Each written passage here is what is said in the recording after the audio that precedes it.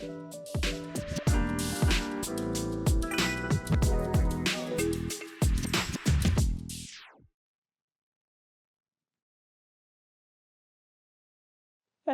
my name's Teresa Norman, and I'm the founder of Together in the UK. We're a platform that tells stories about what it's like to migrate to the UK, and we share useful information. We started in 2016, so we've been going for 8 years now. And today I'm introducing our new podcast series, New Routes, where we're going to be talking to people who with experience of migration and who do a lot of work connecting communities. If you like what you see, please click, share, and subscribe.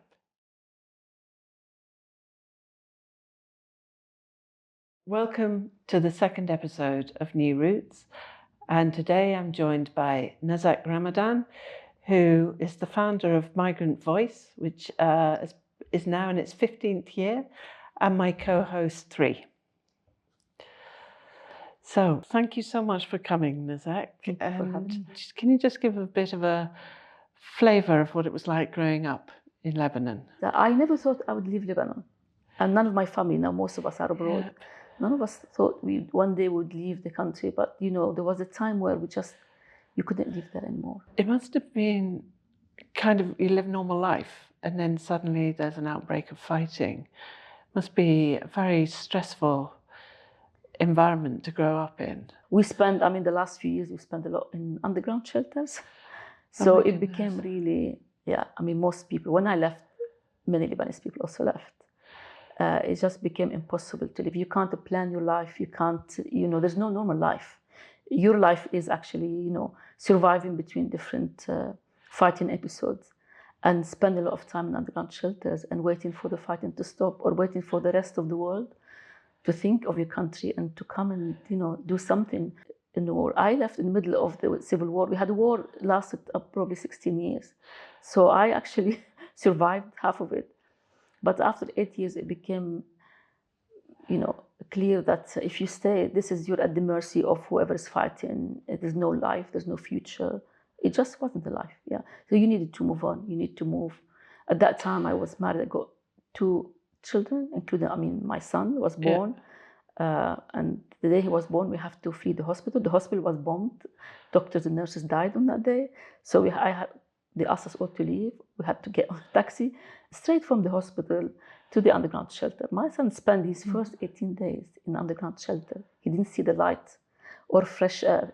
So then in 1986, you chose to come to Britain. Were there other countries that you could have chosen, or was there a particular reason? My husband, he's a journalist. His head office was in UK, in London. Yeah. So he was traveling here all the time. He has connection here. So it was easier for him to come here and for us to join him.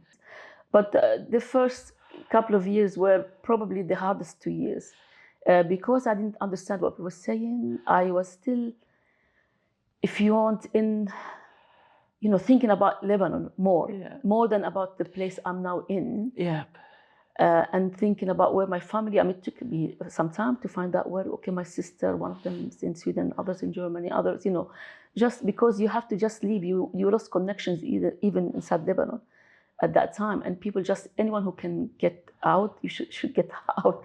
And then later you connect. So you still, the first year was really hard, still trying to make sense of it, to reflect, to, suddenly you're in a different world and your life turned upside down. And so this was a difficult time. And also because I didn't speak English at that time, I didn't know many people. It was also difficult for me because I faced lots of racism and discrimination. Yeah. The first couple of years were the hardest because I couldn't speak. And I was surprised why some people I don't know, never spoke to. The first year I came, I never took my coat off because in the summer here, it was for me like winter in Beirut. Yes. So, and I didn't have lots of connections because I didn't speak the language. Yeah. So I learned language different ways. At the beginning, I learned from children's programs from my children going to school, and I went to adult education classes. At that time, obviously, there's no internet. So how do you discover where your family is? Do you write to them? Like, what's that process like? And how long does it actually take? Because you might say, and it sounds very simple, like in today's world, oh, I found out where my family was. But in that time, what was the wait period? How did you have to go about it? Well, one of my family members stayed, never left Beirut, and so she was the connection, if you want. So we used to call her, and then everyone calls her, and then she shared with us, oh, you know, this is your sister is in Sweden. This is her number. What was the key moment when the penny dropped and you thought, this is what I'm going to do? Yeah, so there is a story to Migrant Voice. Before Migrant Voice, I was working with an organization. Many migrants were concerned about how the media cover their stories. Yeah. We're concerned about what's happened to their life. We're concerned about some of the policies. But a lot of the concerns about what was said about them in the media and how they could not respond. So this was a big problem, and this project really grew a lot.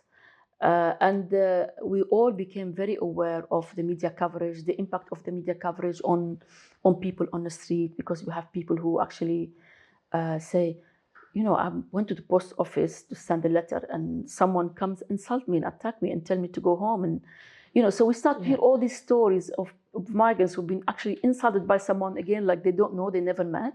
But everyone can relate this to how the media report on the stories. Yeah. So this was this particular project, and but then before in the lead up to the 2010 general election, the debate on migration again became very negative, and migration became one of the top three, was presented as one of the top three concerns, challenges to the UK, to the country, alongside the NHS and financial crisis. So imagine you're a migrant and you're watching the news, and all politicians, almost all parties, and the media, everyone is actually presenting you as a problem to the country, as a challenge, as a problem that needs to be addressed. And you think, really? Yeah. We're not problem. You know, we run the NHS, we teach at schools, we look after your elderly, we work in your hospitality, we grow your food. And, you know, migrants contribute a lot. Absolutely. And it just wasn't fair. And the politicians, I mean, were running wild with the debate. It was very clear that there was a debate about us without us. The debate was one-sided. Our voices were not included. And we were blamed for everything and anything. This was important for one reason, because we know as migrants how this will be interpreted on the streets in action against us. Because I got worried. I have my children, they go to school, university, they go to work. I'm worried about them. If they go to work, someone is going to attack them. So we understand.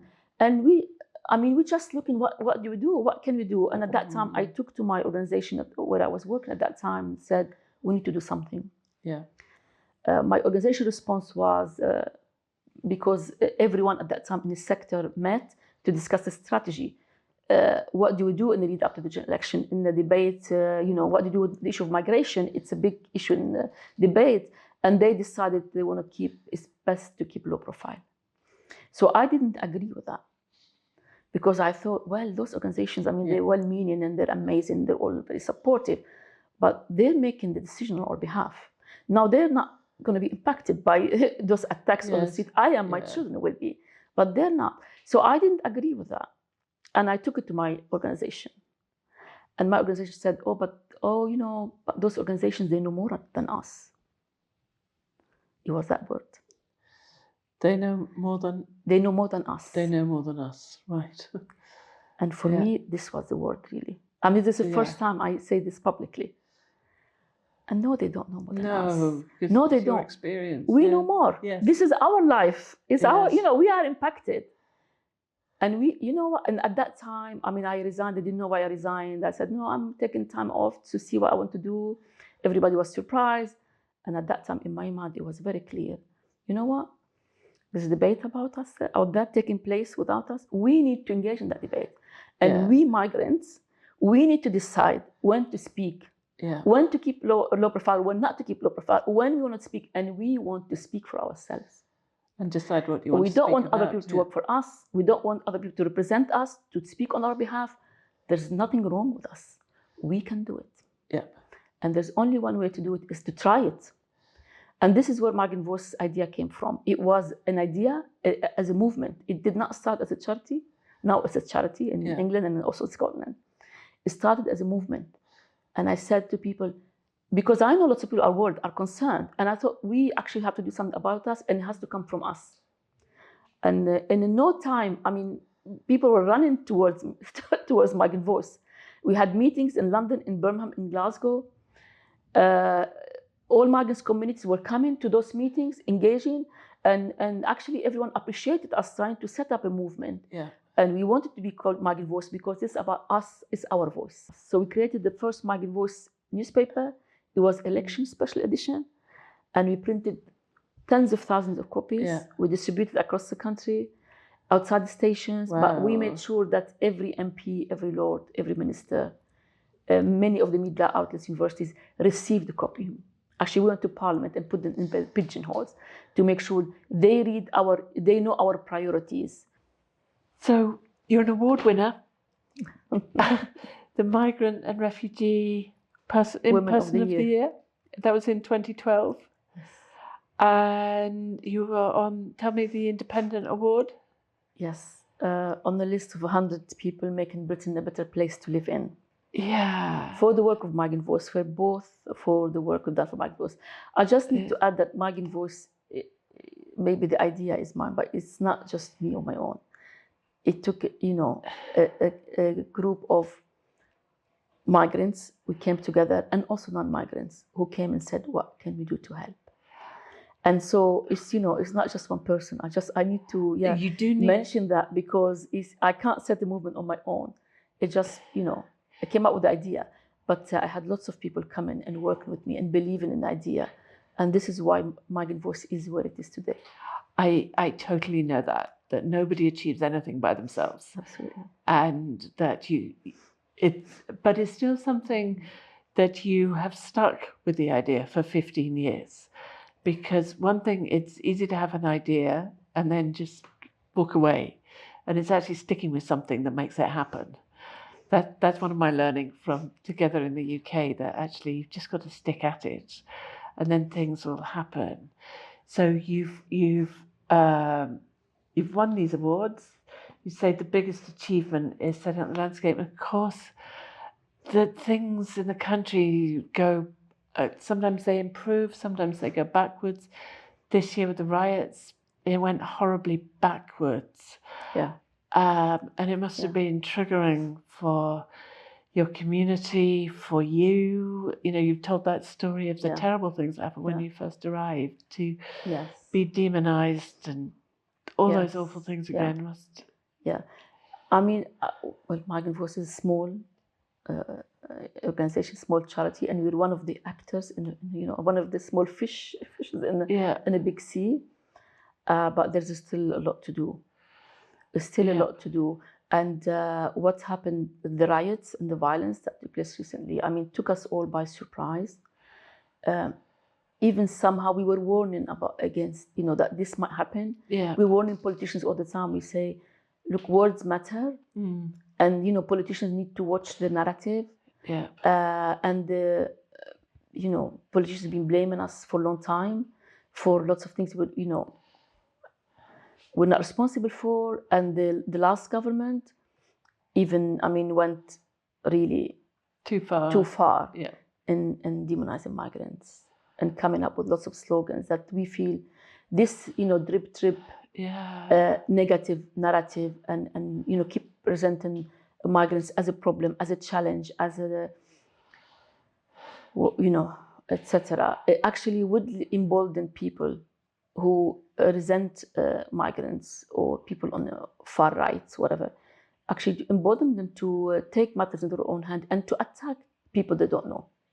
Yeah. And this is, I think we are shocked, of course, and we've had meetings recently with migrants in the West Midlands and also in London in the Southeast, hearing from migrants how they feel about the recent riots and how people feel terrified, how people feel, and some of course, migrants stay live here for many years and then they have children and their children become British. And one of the parents at this one of the meetings said, I don't know how can I tell my British children they're not British. Sri, do you agree with what Nazek has just said? Yeah, to an extent, because she did mention about, the additions of migrants in society. Sometimes I go back as far back as before the world was the world as we know now. I'm pretty sure people moved across places on horses and stuff and picked the women from this side, and people left and married women from other cultures. I think that's in the history of the world, right? Before lines were drawn to say you are from here and you are from there. We were actually tribes first, right? So up until colonization, whereby it's like you're Lebanese, you're Nigerian, you're this, you're that, we would meet up, exchange whatever we have to exchange in business. Some people will stay behind, some will go back home, and you might meet some woman or some man that you fall in love with, and a new culture was made. You bought into the culture that you married into, per se, on both sides. So I think people have always mixed, but just this narrative now, because of the lines that have been drawn, I think countries want to protect their best interest, and somehow, some way, I do find it very evil to chase people away and sort of make them feel bad for seeking a better life. Yeah. Because what is colonization? It was to seek a better life. It was to take things almost that didn't belong to you. Yeah, absolutely. And the whole world has swept that underneath. So sometimes when I go deeper than the layers, with the damage that the Western world has done to the world for decades and hundreds of years, these are sometimes the repercussions of their mess. So you can't now hide away from it and be like, hey, listen, stay where you're from. You probably played a part in the damage of majority of countries, right? But I don't know, maybe that's just my take. I mean, I agree with you. It was easier in the past for people to travel, to go around, to move from one place to another. Then, we start to see restrictions increasing. But those restrictions are only for people from certain countries, because there are some countries in the world, like from Europe or the US, their citizens can travel anywhere in the world. They have no problem. They don't need visas to most countries. It's only when some people from certain countries want to come here, then this is where the problem and the restrictions and dehumanization and all that happens. So it's not like an equal, still it's not an equal, a fair deal to everyone. Because the countries... And they don't see migration as, they think migration is a one-way system. They don't see people who travel from here abroad to live and work, they don't see themselves as migrants. They somehow feel they have the right to travel. They can travel anywhere, they don't think about it. They can go and live anywhere they want. They only see the problem from people who are coming. They do not see themselves as migrants. Because their country is superior. They're expats. Yeah. Because migration is a two-way system, isn't it? Process. We all move. Everyone moves. So for example, if what you're saying is if someone else British moved to South America, they'll be an expat, not a migrant. Yeah.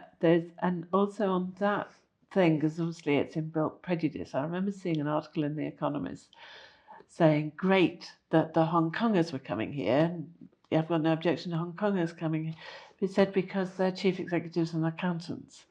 And I thought, possibly somebody on the boat is a chief executive or an accountant. But you can see that they are, if they're from Hong Kong.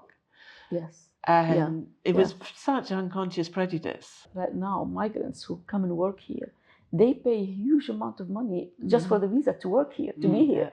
So they come and work full time, they pay their taxes, they pay their bills, they're not allowed to access any support. And on top of this, they have to pay over £3,000 every 2.5 years, each person, only for a visa. So whatever left they have to pay it for visa.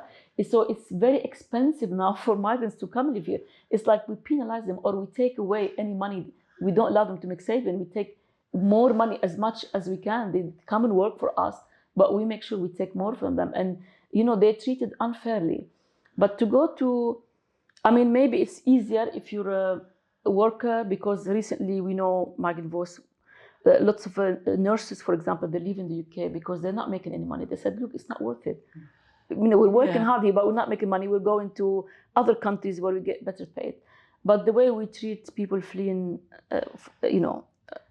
wars and seeking safety is shocking, and especially, I mean, the past few years, with even the Rwanda plan, we are now using people like materials like to ship them to other countries, and also use an African country as a deterrent, as a punishment. In UK and also other countries, not just UK, they started to make it harder and harder for people to claim asylum. They started seek protection. They just want to stop end the routes, and this is why the borders now, the externalization of borders, European borders, are Europe pays lots of money to some countries to stop migrants from coming to Europe.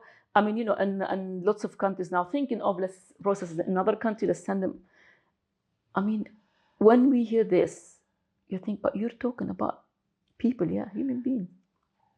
Their families, their children, their young men and women, even if they're not fleeing safety, for their lives, people need to be able to live in another country. I mean, once I was in Malta, also in a reception center, and I spoke to a man, and he said, "No, I'm not fleeing war, but I'm leaving because I can't live in this culture. It's too close.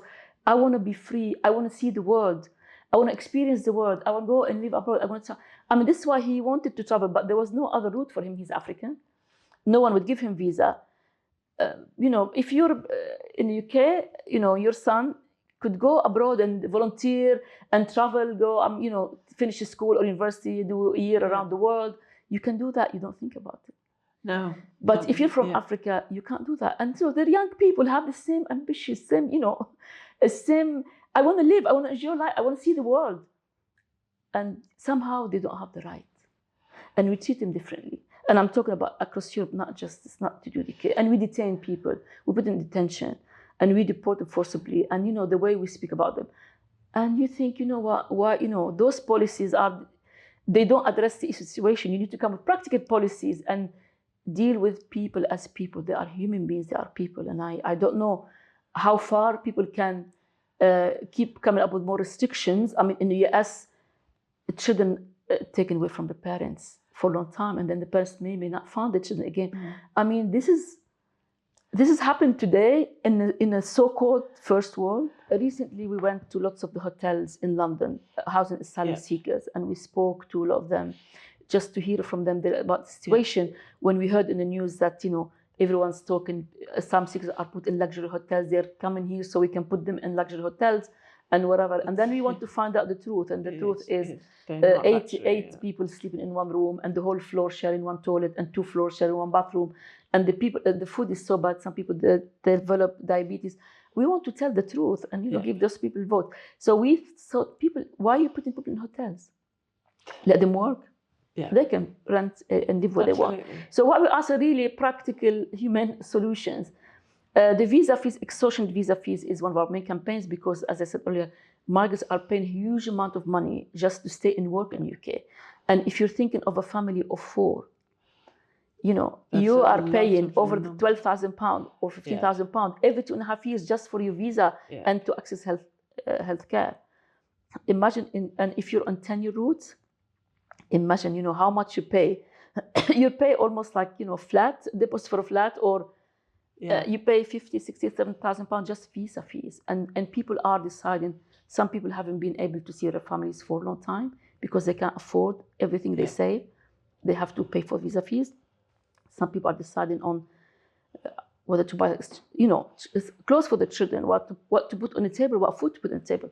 Another campaign of Migrant Voice is the one, My Future Back campaign, which is a campaign for international students, large tens of thousands, 56,000 international students who were wrongly accused of cheating in an English language test, and they're all criminalized. And they lost their visas, they lost their place at university, they were asked to leave the country.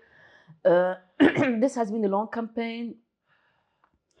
Some of the students, managed to appeal and win their cases, but this was a very long and painful campaign where you accuse a large number of students of committing a crime without any evidence against them, without them being allowed to defend themselves. And overnight you're told, not all the students, because more than half of them were told, you have to leave, you must have cheated. But you can't, most of you can't appeal, you have to leave the country. And more than 2,500 were deported, and a few were detained, were put in detention, were arrested and detained. We have people who actually 4 o'clock in the morning, they have 10 to 15 immigration officers coming early morning to detain them and to take them. And they didn't know what they've done. Only later they discovered, they're told, oh, you cheated in an English language test required for you to renew their visa. And some of those students are doing already master's degrees or PhDs. And this is a test, very basic, simple English test that you have to do. Every time you renew your visa, you have to do it again. I'm not sure what the point of this particular test, but it's just to make things harder for the students. And because the TV program showed there's cheating taking place, some cheating taking place at 2 testing centers. There are over 100 testing centers in the UK. And the government somehow decided at that time, everyone who took that test is, get out of the country. Now, the problem is the students, well, there are no evidence against them. They couldn't, I didn't cheat, but where are the evidence? So you are told you're a criminal without evidence against you presented to you, and they couldn't go back home. Because if they go back home, first of all, those who went home, their parents disowned them, because they thought they brought shame on the family, because they must have cheated. Because this is the UK, and UK has, is well known around the world for their, justice system and court system and processes. So you must have cheated. Not in the UK. You wasted our money and you brought shame on the family. Now, if you go back home, your family won't welcome you. You cannot find a job because you have this allegation against you. You cannot go back to university, continue your studies, because you have the against you. You cannot apply for a visa to travel anywhere. Your life as a young man or woman ended right there. So a lot of them stayed here, tried to fight, and spent tens and tens of thousands of pounds on very complicated, lengthy, and complicated legal processes. So this was a campaign just to give the students a voice and to to try to find a political solution. And it's very similar to the post office scandal. It is. It's about IT system, because those are tests online, and I don't know what happens. And people are told, the system, we believe the system, not you. We believe the testing people in charge of the testing center, not you. And large, tens of thousands of young men and women, you destroy the future, and they already paid huge money to come to the UK to study, for university. They lost the money as well. And those are people who came for the best education in the world, for the best experience in the world, and to see themselves in this situation. Many of them became suicidal, and they found themselves trapped in an impossible situation. They didn't know what to do, where to go. So this is one of our campaigns. It has been successful, but we still continue in this campaign. Hasn't ended, but a large number of the students won their cases eventually. We took it to Parliament, and we. This is a campaign I'm proud of. And one thing I'm proud of more than getting the media stories, I think maybe for me the most important thing that Migrant Voice provided is the space, a platform for migrants to come and speak and be heard and be listened to and valued. It's their own space. If you're a migrant, you want to go somewhere to speak, to tell someone about what's happening in your life, this is your home. This is a community. This is safe space for you. How do you kind of just enjoy your weekend or your holiday when you are carrying so much? It is hard. It can be hard, but also we are.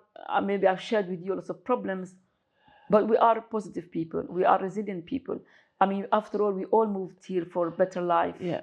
Whether we came here fleeing wars, or whether we came here for better jobs and better life for our families, whether we came here because we fell in love with someone and got married, So we all are resilient people and are positive, and we do lots of also happy activities. And we show, one of our recent campaign is Migration Making Britain Great. Yeah. And in Scotland, we call it Migration Making Scotland Great.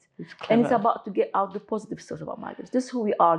Migrants come see us. We're all proud. We're all doctors, nurses, teachers, care workers, cleaners. this is who we are, and we love this country, and this is, what we do. That's wonderful. Thank you so much for sharing so much with us this afternoon. Your story, Migrant Voice, its triumphs. So, Three, can I just have some final reflections from you on the conversation? Yeah, I think it's very in depth. First things first, to actually know the kind of work that you're doing and people are doing out there. Because if I wasn't sat here, I wouldn't know. If I didn't know Teresa, I wouldn't know the amount of work that goes into it. And more importantly, I think the story that you shared about your journey here, I could just picture it vividly, like just coming to England, those cold, cold days and nights back then. You mentioned you being in your coat throughout. It's a story of triumph, from my perspective. And I hope it inspires someone out there to be able to persevere and just be optimistic, because you did mention about being positive. So I do think I'm grateful to be able to absorb a lot of gems that you've dropped here today. And I hope that one day we can go to Beirut. Yes. Yeah, a better future for the world. Yeah. Yeah. Thank you for joining us for another episode of New Roots, and a huge thank you to Nazek Ramadan for being such an interesting guest this afternoon.